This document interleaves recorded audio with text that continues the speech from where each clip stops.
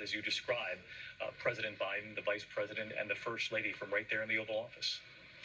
And David, it's important to, I think, after having heard that conversation, just give our viewers a little bit of an understanding of what this George Floyd Justice and Policing Act is, where it stands, and what it would do. This was introduced in the wake of George Floyd's death in 2020, and this essentially would ban some of the things that it would do: ban chokeholds and no-knock warrants. It would mandate deadly force be used only as a last resort, and it would set up a national registry for police misconduct.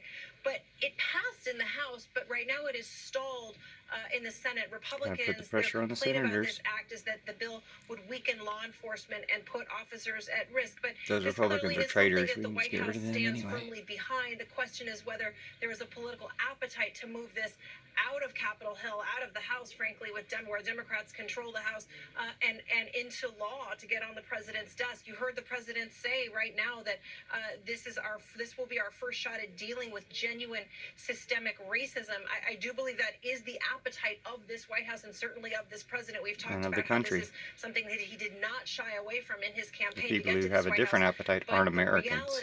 Let's be real. The politics of this and this issue of police reform is that it is just stalled right now on Capitol Hill. Cecilia Vega at the White House with late reporting here this afternoon. The transcript of the phone call between President Biden and members of George Floyd's family, saying that he feels better now. The president saying that to the family, saying nothing is going to make it all better, but at least now there is some justice. That's what the president told family members there. And he talked about Gianna, the youngest daughter of George Floyd, who he met when he traveled to Houston for the funeral. Again, Derek Chauvin found guilty on all 3 charges in Minneapolis today. Unanimous decision from the jury that took just a short time to